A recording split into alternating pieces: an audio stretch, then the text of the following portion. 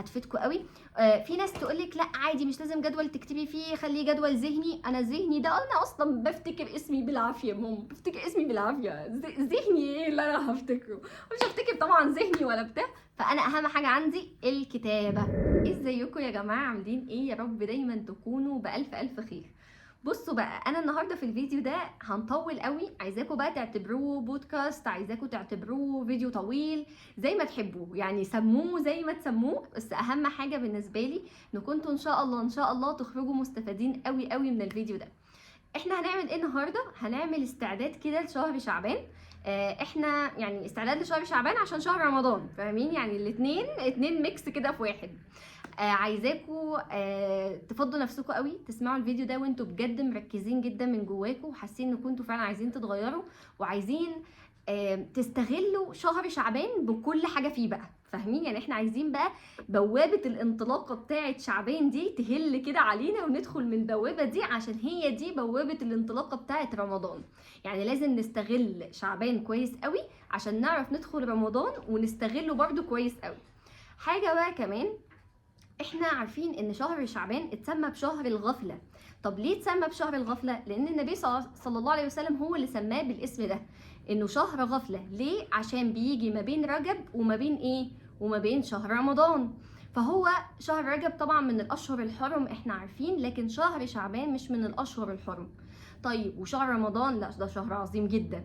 طيب هو بقى بيجي الشهر ده في النص كده، حاجه لا هو شهر زي شهر رمضان، ولا هو شهر من الاشهر الحرم. فالناس بتريح فيه، الناس بتغفل فيه عن العباده، بتغفل فيه عن الصيام، بتغفل فيه عن العبادات، بتغفل فيه عن ذكر الله عز وجل، بتغفل فيه. برغم ان الشهر ده، يعني انا عايزه اقول لكم يعني اكتر حاجه او تشبيه سمعته وبجد كان مفيد قوي، ان هو شهر صوره مصغره من يوم القيامه.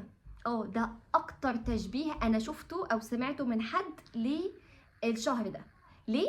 قالك لان هو اليوم بتاع شهر شعبان طبعا عارفين انه بترفع فيه الاعمال او بتعرض الاعمال على ربنا سبحانه وتعالى، عامل بالظبط زي ما اعمالنا كلها هتتعرض على ربنا يوم القيامة. هنصحى كده من القبور بتاعتنا ونروح لأرض المحشر، والأعمال بتاعتنا تتعرض علينا، ونشوف احنا عملنا ايه خير وعملنا ايه شر. هو بالظبط شهر شعبان بيحصل فيه كده، بس على صورة أصغر بكتير طبعا من مشهد من مشاهد يعني يوم القيامة. فتخيلوا بقى احنا اعمال السنه كلها بتتعرض على ربنا سبحانه وتعالى في الشهر ده. طيب بتاع المكوى عادي جدا، هنكمل تاني، مفيش اي حاجه، كأن مفيش حاجه حصلت. لا كده كتير. سليم بيقول يوه. مكوى تاني عادي جدا، عادي جدا، هنكمل رغم الف الحاقدين. الناس مش عايزانا نكمل الفيديو ده، بس احنا ان شاء الله هنكمل. خلينا نكمل عن فلسفه التدريب. فلسفه التدريب احنا عايزين ازاي ندرب نفسنا. يعني ايه فلسفه التدريب اصلا؟ احنا بالظبط زي كأن حد رايح جيم خلاص، ومطلوب منه انه يدخل على الاجهزه ويعمل التمرين بتاعته. هل ينفع انا رايحه الجيم دلوقتي ادخل على طول على الاجهزه واشتغل واعمل تدريباتي؟ او مثلا نازله سباق، هل ينفع ان الكابتن يقول لي يلا روحي اجري مع الناس اللي بتجري هناك دي؟ هعرف اجري؟ هعرف اجري عادي جدا، بس هاجي ممكن قبل نص المسافه اصلا وهتعب، مفاصلي كلها هتتعبني، رجلي هتوجعني، هحس ان انا في شد، هحس ان انا مش قادره اعمل اي حاجه، هحس ان انا تعبانه ومرهقه. صح؟ بالظبط ده للاسف اللي احنا بنعمله في رمضان. احنا مستنيين رمضان وقاعدين بقى رمضان فين؟ رمضان ليه ما جاش؟ ونيجي اول رمضان يا حماس، اوعى بقى الاجزاء اللي هنقراها واوعى الحاجات اللي هنعملها، ونعمل اول اسبوع وتلاقي نفسك في الاسبوع التاني مش قادره، تعبت خلاص. ليه؟ عشان انت دخلتي السبق من قبل اصلا ما تمرني جسمك، من قبل ما تعملي الاسترتشات والحاجات وتظبطي نفسك. ما عملتيش كده. فازاي هتدخلي رمضان وانت مهيئه وجاهزه؟ ازاي هتبداي بقى من شعبان؟ صح ولا لا؟ من اللي هو دلوقتي شعبان، احنا النهارده 2 شعبان، فعايزين بقى نبدا من دلوقتي. عايزه اديكم معلومه كمان، ان النبي صلى الله عليه وسلم اصلا كان بيصوم شعبان كله الا ايام قليله منه. النبي صلى الله عليه وسلم كمان كان بيصوم بنيه ان هو طبعا غفله، الناس بتغفل عنه، بس هو مش غافل عنه. النبي كان بيعمل كده. فاحنا كمان ناخد الموعظه دي من النبي صلى الله عليه وسلم ونعمل بيها. شهر كمان غفله ليه؟ عشان بس انا دي ما قلتهاش، ان هو شهر غفله. للاسف على فكره، يعني من الاشهر اصلا اللي بتبقى غفله دي على فكره بيبقى ثوابها عظيم. عارف ليه؟ عشان انت اصلا بتعمل طاعات في وقت ناس اصلا غافله عن الطاعات دي. انت مثلا بتصلي قيام ليل، مش زي مثلا في رمضان كلنا بننزل نصلي التراويح الا قله قليله مثلا، يعني كلنا حتى اللي ما بيصليهاش في المسجد بيصليها في البيت.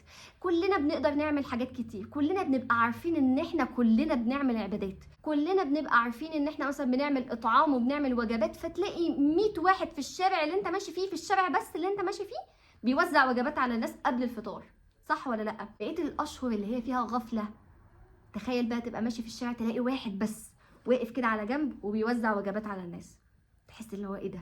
ده احنا حتى مش في اشهر مثلا الحرم ولا في شهر رمضان ولا كده، هو بيعمل ايه؟ فهي دي بقى الفكره. هو بيعمل حاجه طبعا ثوابها يبقى اكيد اكيد عظيم عند ربنا سبحانه وتعالى، بيعمل حاجه كبيره في وقت اصلا عادي، وقت عادي، وقت غفله. صح؟ فكرني بقى بحديث عن النبي صلى الله عليه وسلم، بيقول من دخل السوق، اللي يدخل السوق يعني، يقول أشهد أن لا إله إلا الله وحده لا شريك له يحيي ويميت وهو حي لا يموت بيده الخير وهو على كل شيء قدير. اللي يقول الحديث أو اللي يقول الذكر ده في الحديث، اللي يقول الذكر ده فضله إيه؟ ليه 1,000,000 حسنة، يترفع 1,000,000 درجة، وتتمحي عنه 1,000,000 سيئة.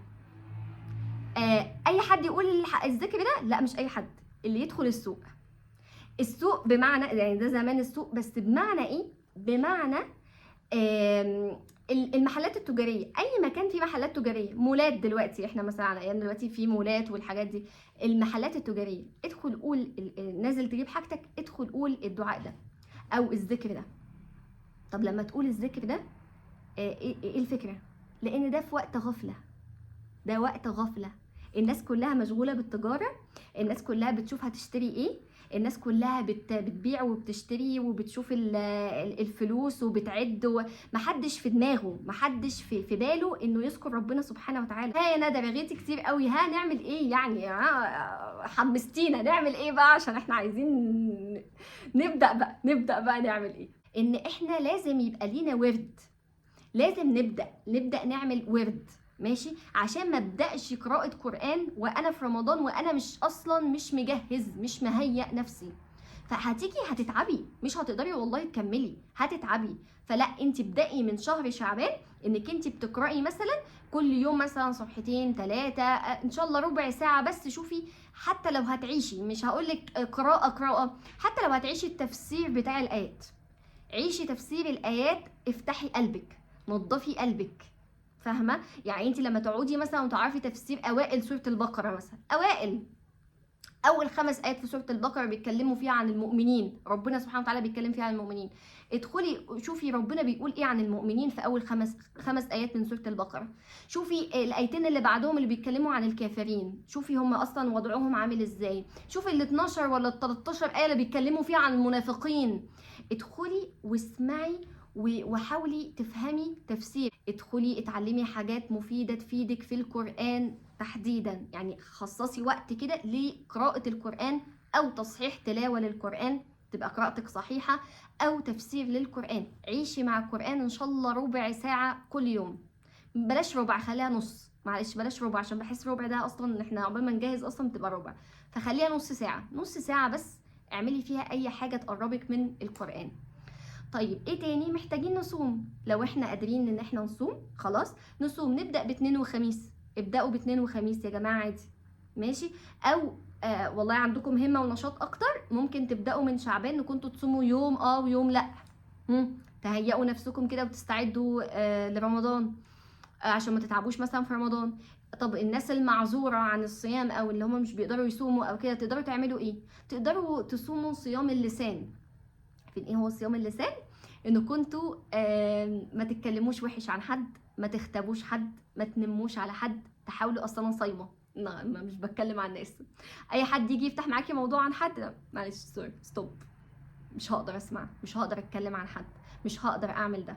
خلاص احنا كده صمنا صيام لسان، ماشي؟ ممكن صيام مثلا القلب، ان انا مثلا لو في يعني كره شويه لحد كده ولا ضغينه لحد، حاول ان انا اشيلها وارميها. خلاص، اشيلها وارميها، انتزعها كده وارميها. خلاص، نحاول نعمل ده، نحاول نقرب. مش هقدر اصوم صيام، خلاص اصوم صيام اللسان، صيام القلب، صيام العين كمان. بلاش مشتتات، بلاش حاجات ملهاش لازمه في يومك بتشغلك عن ذكر الله وعن طاعه ربنا. حاجات ملهاش، تفاهات، كلها تفاهات تفاهات تفاهات. بلاش تفاهات. مش بقول بلاش ترفيه، لا، يبقى فيه برضه ترفيه، بس بلاش تفاهات كتير وتاخد مني وقت كبير، واقعد بقى كل شويه بقى ايه، ها، انتوا عارفين بقى انتوا الريلز بقى اللي موجوده. بلاش كتير يعني، قله حلو بس كتير لا.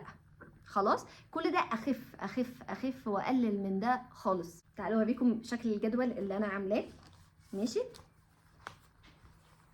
اهو. انا مش عارفه هو يبقى مظبوط عندكم في الكاميرا او الكلام هيبقى باين ولا لا، بس مثلا انا هنا عملت اللي هو الصيام. ماشي، عملت خانه كده للصيام، وخانه تانية هنا للقران، وخانه للاذكار. ماشي، اللي انا حابه ان انا حتى لو هلتزم عاده، يعني في اذكار مثلا ممكن اخليها عاده، ممكن الصلاه على النبي مثلا ممكن اخليها عاده، ممكن ذكر الله عز وجل. لما قلنا لو تفتكروا قلت لكم وصيه النبي صلى الله عليه وسلم مثلا للسيده فاطمه اللي هي بنت النبي، وصاها لما ما كانتش قادره تعمل حاجه في بيتها وبقت تعبانه جدا ومجهده، وصاها ان هي تقول سبحان الله 33 مره، والحمد لله 33 مره، والله اكبر 34 مره.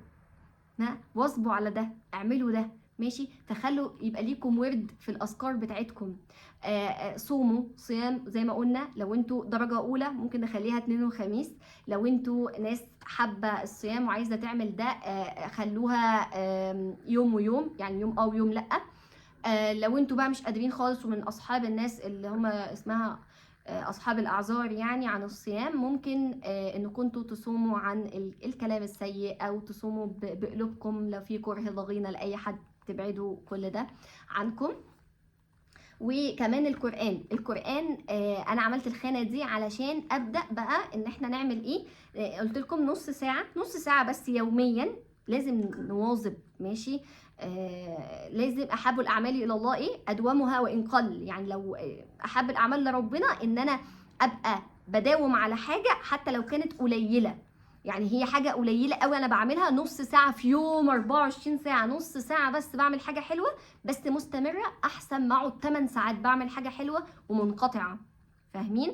فاعملوا ده. القران شوفوا انتوا هتقدروا تعملوا ايه. انا هعمل لكم، بصوا انا عاملاه فاضي عشان مساحات خضراء، لان انا يومي مش زي يومك، مش زي يومك، مش زي يوم حضرتك، مش زي حضرتك. خلاص. فاحنا ايامنا مش زي بعضها، فانا عامله لكم مساحات خضراء تقدروا انكم انتوا تحطوا فيها اللي تقدروا عليه في شهر شعبان. هنا بقى دي اهم خانه برضو، يعني مهمه جدا طبعا، كلهم مهمين بس دي مهمه قوي، لان دي اسمها التحلل من الالتزامات.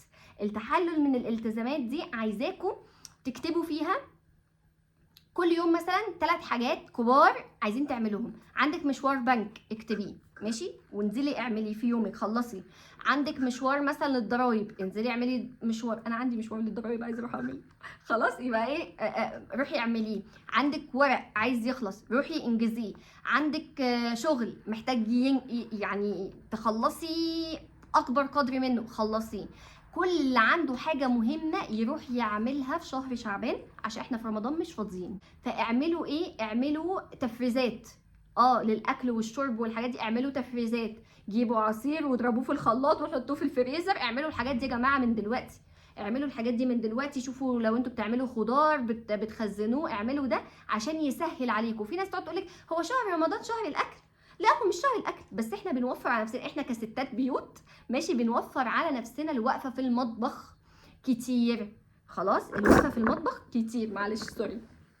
بنسهل على نفسنا ان احنا ما نقفش، لان انا لو هقف مثلا ساعه في المطبخ فانا اختصرت، لما فرست الحاجات دي وعملتها فانا اختصرت مثلا نص ساعه، فوقفت نص. وبلاش النص التاني ده انا اولى بيه في عبادتي مثلا بربنا، في ان انا اقرا مثلا الورد بتاع القران بتاعي، فمش حاجه وحشه. اعملوا كده. ماشي. خلصوا تفريزات رمضان، اعملوا الحاجات اللي انتوا بتسهل عليكم وقفتكم في المطبخ، خلصوها واعملوها وانجزوها. نظفوا التنظيفات العميقه، خلصوا التنظيفات العميقه بتاعتكم، اعملوا كل يوم حاجه كده، مفيش مشكله منه. الحاجات اللي قلت لكم عليها دي هتفيدكم قوي. في ناس تقول لك لا عادي مش لازم جدول تكتبي فيه، خليه جدول ذهني. انا ذهني ده انا اصلا بفتكر اسمي بالعافيه، بفتكر اسمي بالعافيه. ذهني ايه اللي انا هفتكره؟ مش هفتكر طبعا ذهني ولا بتاع. فانا اهم حاجه عندي الكتابه، ان انا اكتب كويس. انا مش قادره اصدق ان انا بغيت كل ده، بس عادي عادي مفيش مشكله يعني. فاهم حاجه ان كنتوا استفدتوا، ان شاء الله تكونوا استفدتوا يا رب.